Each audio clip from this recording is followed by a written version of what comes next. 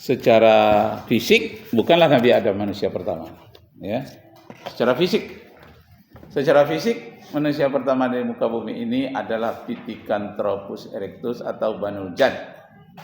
Tapi kalau secara manusia sempurna, itu Nabi Adam, nabi pertama, manusia sempurna pertama. Dialah yang sudah punya agama dan sudah beternak. Beternaklah Kabil dan Habil melakukan kurban.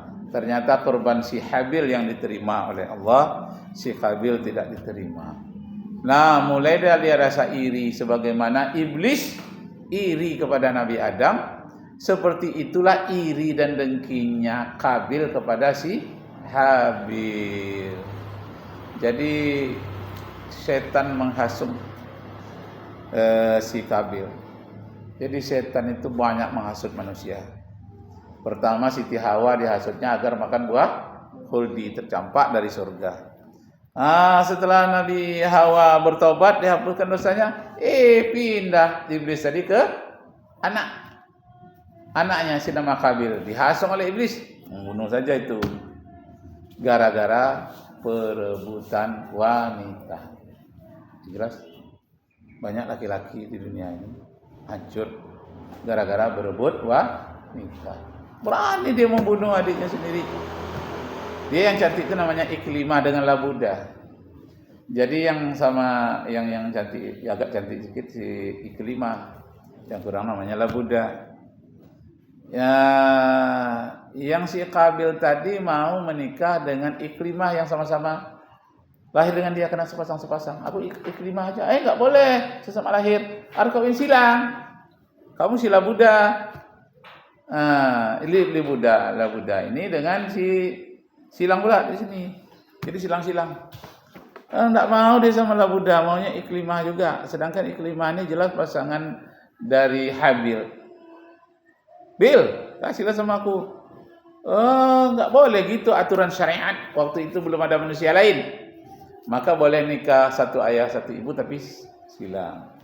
Tidak mau si Kabil. Disuruhlah dia berkorban hasil ternaknya. Ternyata korban si Habil yang diterima. Dia tulus, ikhlas, orangnya lurus. Kemudian dia dianiaya oleh abangnya namanya Kabil. Dia tidak melawan. Akhirnya dia mati. Setelah mati,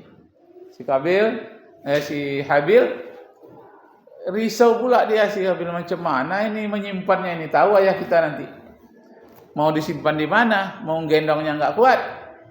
Nampaklah ada burung gagak berkelahi, mati kawannya. Kemudian digalinya tanah, seretnya masuk ke sana, kais-kaisnya timbun. Kayak gitu ya. Ditimbun dalam tanah, ditimbunnya pula lah si Habil itu. Maka dikutuklah, tahu ayahnya Adam, tahulah bahwa si Kabil ini membunuh, maka dikutuklah dia. Hei Kabil, engkau telah berbuat kedurhakaan yang besar. Kau berangkatlah dari sini, tak boleh tinggal di sini. Pergilah ke negeri yang jauh. Pergilah dia ke Afrika. Dengan penderitaannya terkutuk sampai kepada turunannya. Itulah menurut satu kisah orang-orang hitam di Afrika itu. Keturunan dari si Kabil yang dimarahi oleh Adam. Dialah orang-orang Afrika itu. Miskin di sana ya, miskin, susah, terbakar matahari, orangnya hitam-hitam. Negara termiskin di dunia itu di situ tuh, di Afrika. Menurut sebagian kisahnya, orang-orang hitam itu asalnya putih bersih dari surga seperti manusia-manusia biasa. Tapi karena diterpa panas terus-menerus, tinggal giginya saja yang putih lagi. Yang lainnya hitam semua. Ada kemungkinan itu keturunan dari Kabil yang dia oleh ayahnya dihalau dari Irak. Jadi manusia pertama Nabi Adam itu berternak tadi di mana? Di Irak. Jadi kalau kemudian dia dibuang oleh ayahnya kemana? Ke Afrika. Karena Irak itu bertalian dengan Afrika melalui terusan Suez. Dulu belum ada terusan Suez. Jadi orang lewat-lewat gitu saja. Antara Mesir Palestina, Baghdad, lewat saja. Tidak terhambat oleh terusan Suez. Terusan Suez itu baru yang menghubungkan antara benua Afrika dan benua Asia. Jadi dia terekspor ke mana? Ke Afrika menurut satu kisah, tapi kisah itu tidak terlalu konkret ya, tidak begitu banyak mengganggu. Itu salah satu, banyak lagi versi yang lain. Jadi kalau ditanya kenapa orang ada yang hitam, ada yang putih, pengaruh apa itu? Itu sebetulnya pengaruh lingkungan. Sehitam-hitamnya orang, kalau berada di lingkungan Eropa, lingkungan dingin, dia akan jadi putih. Seputih-putihnya orang, kalau terus-menerus disengat oleh matahari, dia akan menjadi hitam. Orang-orang Eropa itulah. Kalau tinggal terus-menerus di daerah panas seperti di Nigeria, seperti di Ethiopia, dia akan jadi hitam. Yang campur antara hitam dan putih, itu di Arab Saudi. Yang budak-budak dari Afrika itu keturunannya banyak yang sudah dimerdekakan seperti Bilal bin Rabah. Jadi separuh di antaranya di Arab Saudi itu hitam, separuh yang putih, terutama suku Quraisy. Walaupun tempat tinggalnya sama, udaranya sama, makannya sama, tapi tetap aja ada yang putih, ada yang hitam. Kenapa? Karena evolusi, perubahan secara perlahan-lahan itu dari putih ke hitam, hitam ke putih itu memakan waktu yang lama sekali. Nah, itu tentang manusia Adam ya. Sudah 2 ayatnya tadi itu. Surah Al-Baqarah ayat 30. Adam akan dijadikan khalifah. Sudah ada manusia sebelum manusia sempurna. Surat 76 ayat 1. Hal ata 'alal insani hinun minad dahri lam yakun syai'an mazkura. Nah. Terus catatan ketiga ya. Nah, ketiga. Makhluk di muka bumi ini berevolusi. Artinya berubah secara perlahan-lahan menuju ke arah kesempurnaan. Menuju ke arah kesempurnaan. Jadi berubah.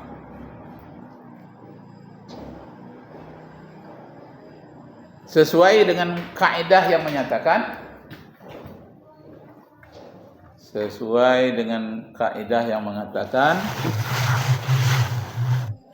al-alamu mutaghayyirun.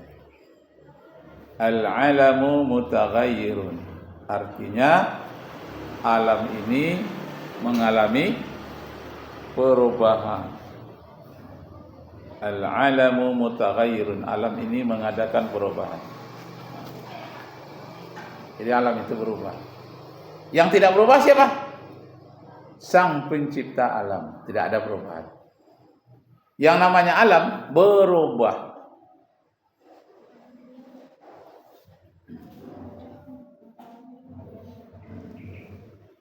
Catat. Begitu juga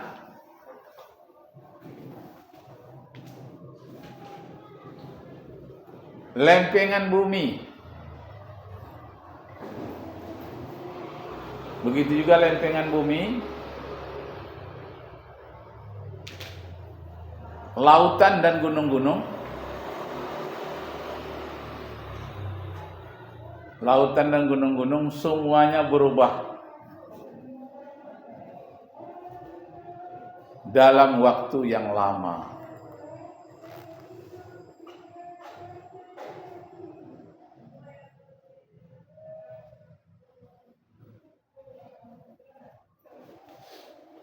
Gunung dan lautan bergerak. Gunung dan lautan bergerak seperti bergeraknya awan. Bergerak seperti bergeraknya awan. Jadi seperti awan, gunung-gunung itu bergerak. seperti awan, lautan itu bergerak, lempengan bumi bergerak.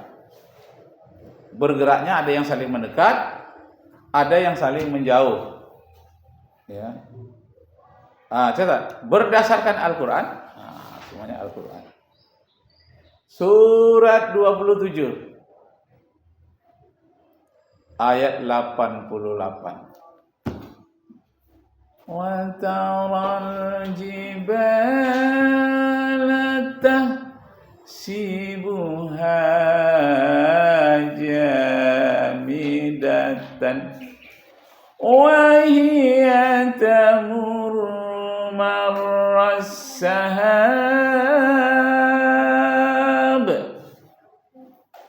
sun Allah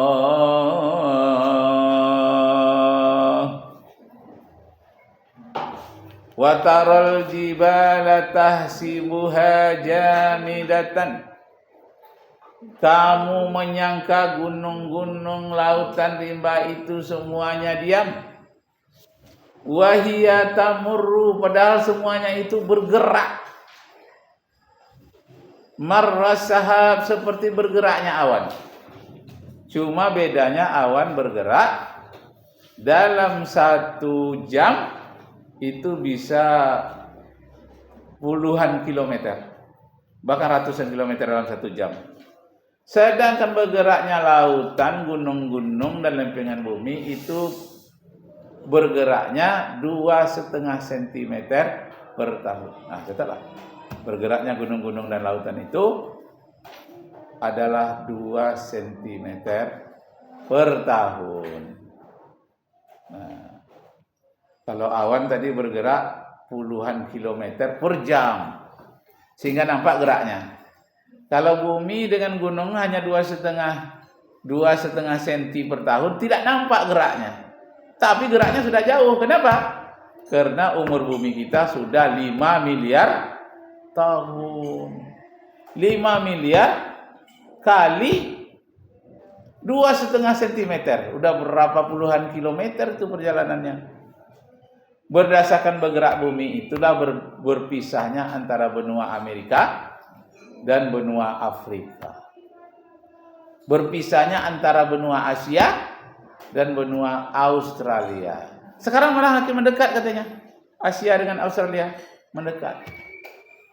Dulunya menyatu lalu terpisah. Itu sebabnya binatang yang ada di Papua ada di Australia. Yang ada di Papua itu kanguru. Kanguru juga ada di Australia. Karena dulu dia menyatu lalu terpisah. Sekarang mau nyatu lagi katanya. Jadi ada apanya itu, kelap-kelipnya. Berdenyut-denyut kayak orang sakit gigi. Pernah sakit gigi? Maka denyut-denyut itu. Bintang-bintang juga begitu, ada bintang-bintang berdenyut, ada yang mendekat, ada yang menjauh. Orang sakit gigi juga denyut-denyut. Jantung kita juga berdenyut-denyut. Paling kurang jantung kita itu berdenyut 20 kali dalam 1 menit ya. 1 menit. Jantung kita berdenyut, binyut. Paru-paru kita berdenyut, otak kita berdenyut. Kenapa? Ada geraknya semuanya. Jam berapa? Sedikit lagi ya. Tadi ayatnya belum? Tentang perjalanan gunung-gunung, lautan dan rimba bergerak secara perlahan-lahan, berevolusi. Berdasarkan surat 27 ayat 88. Wajib dihafal. Watarol jibal. Ketemu? Coba baca. Watarol jibala tahsibuha jamidatan wa hiya tamurru marras sahab.